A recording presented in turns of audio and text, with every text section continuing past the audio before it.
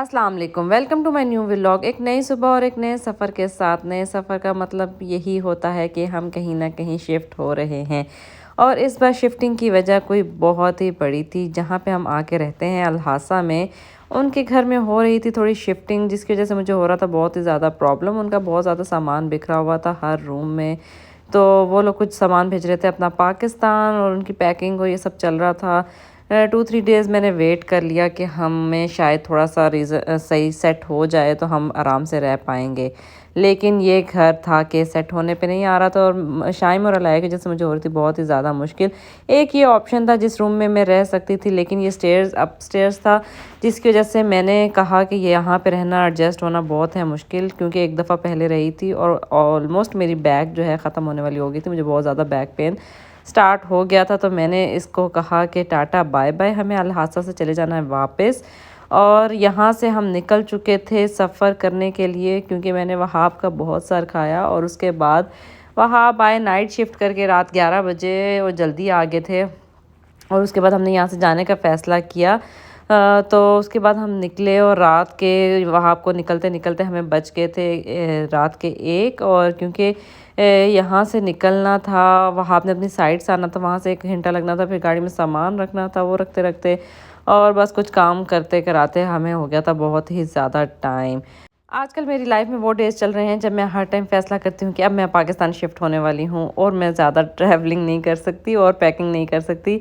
तो मुझे पाकिस्तान शिफ्ट हो जाना चाहिए। और एक बार में मैं गुस्से में कहती हूँ और दूसरी बार में भूल जाती हूँ। और यहाँ पे चल रहा था प्रोटोकॉल में भी, किसका प्रोटोकॉल जा रहा था? प्रिजनर्स का। कैदी जा रहे थे इन बसों में, और सारे कैदी गंजे थे। पता नहीं क्यों गंजे थे, लेकिन हर बस में सिर्फ हमें गंजे गंजे लोग नज़र आ रहे थे, इसके अलावा कुछ भी नज़र नहीं आ रहा था।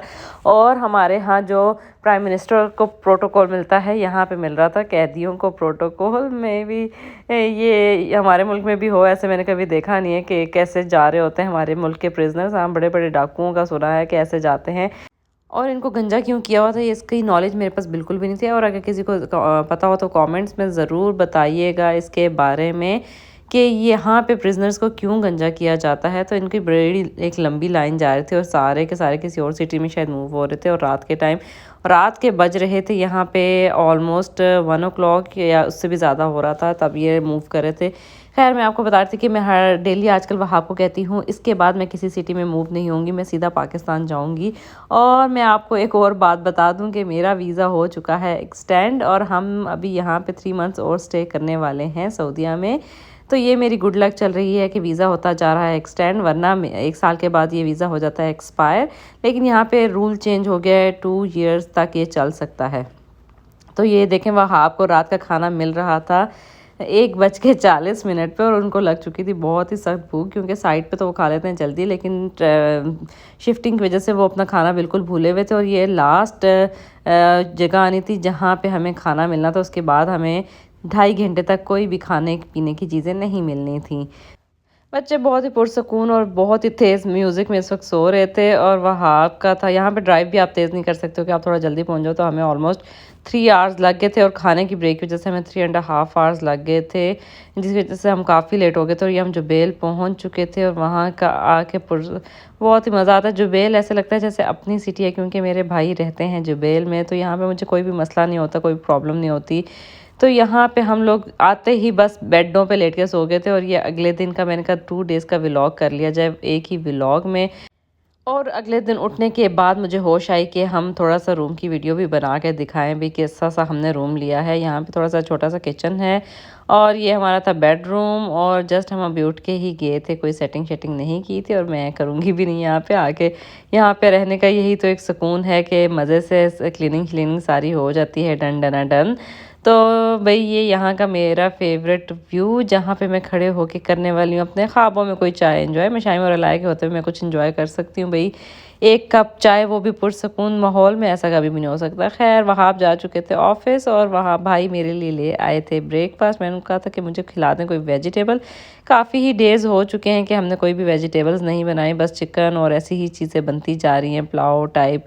तो मैं आ चुकी थी इन चीज़ों से बहुत ज़्यादा तंग, तो मैंने उनको कहा कि कुछ वेजिटेबल ले आए, और भाई ले आए थे माश की दाल, जो कि मुझे बिल्कुल भी पसंद नहीं है, लेकिन साथ लेकर आए थे करेले, जो कि मेरे मोस्ट फेवरेट हैं। तो ये आपको मैं दिखाती हूँ भाई, पाकिस्तान से आ गए थे ज़बरदस्त किस्म के गिफ्ट, और ये ज़बरदस्त से खानपुर के पेड़े आए थे यहाँ पर हमारे पास। आप जब अपने मुल्क में होते हो तो आपको वो चीज़ें बिल्कुल भी फैसिनेट नहीं कर रही होती हैं, और जब आप आ जाते हो किसी और मुल्क में तो आपको अपने मुल्क की चीज़ें इतनी याद आती हैं, क्योंकि यहाँ पे वो टेस्ट, वो फ्लेवर ना किसी चीज़ में भी नहीं मिलता। मिठाई में तो बहुत ही दूर की बात है, वेजिटेबल बनाओ तो वो टेस्ट नहीं लगता, किसी चीज़ में कोई टेस्ट नहीं लगता। वो फला ये इतने टेस्टी, इतने यमी थे कि मज़ा आ गया था इनको खाने का, और बड़ा ही हमने इन्जॉय किया।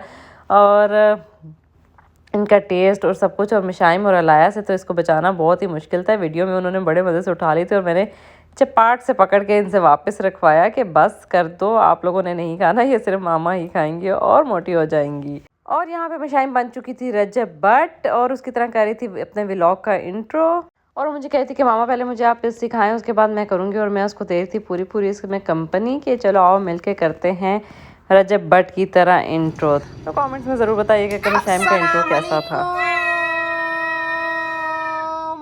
Welcome to my brand new vlog. और इंट्रो करने के साथ ही हम निकल चुके थे बाहर घूमने के लिए। हमने कहा कि बस आप आए हैं जुबैल में। हादसा में निकलना थोड़ा सा मुश्किल होता है, लेकिन निकल तो हम वहाँ भी जाते थे, लेकिन इर्द गिर्द हमें कोई भी चीज़ नज़र नहीं आती थी। यहाँ पे निकलो तो कम से कम हमें दुनिया तो नज़र आती है ना, सामने शॉप्स होती हैं, सब कुछ होता है। हादसा की लाइफ थोड़ी सी डिफ़िकल्ट है। जैसे हरद में ये था कि आपके इर्द गिर्द चीज़ें ज़रूर थी, लोग ज़रूर थे। हादसा में तो कुछ भी लोग नज़र ही नहीं आते बिल्कुल भी। तो यहाँ पे हम जा रहे थे किसी के घर, और मुझे उनके घर का आइडिया भी नहीं था, तो मैंने कहा चलो हम चलते हैं, मेमोरीज़ को करते हैं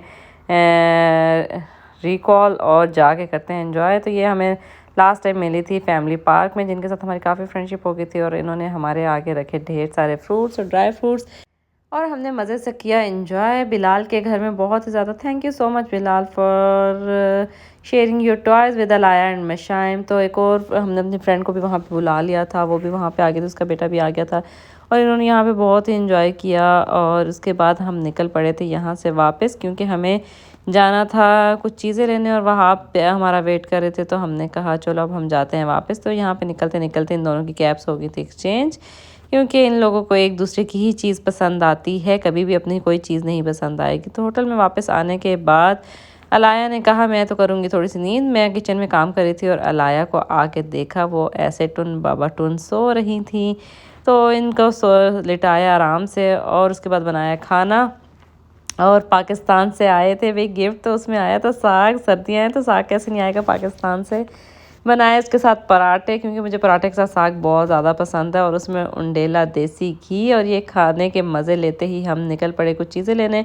हमसा में आ गए थे, वहाँ से मुझे चाहिए थी कुछ क्लीनिंग की चीज़ें, वो जल्दी से लीं। और वहाब ने मुझे दिया था बहुत ही कम टाइम, तो मैं जब तक खमसा को अच्छे से घूम ना लूँ तो मज़ा ही नहीं आता। और आई थी काफ़ी टाइम के बाद खमसा, और खमसा में महीने में 2-3 चक्कर लगते थे, और अब तो एक भी नहीं लगता। तो अब इस बात पे आता है बहुत ही ज़्यादा गुस्सा कि भाई, क्योंकि खमसा में आना मेरे लिए बड़ी ही मज़े की एक एक्टिविटी है, जिसमें आके आप करते हो न्यू चीज़ों को एक्सप्लोर।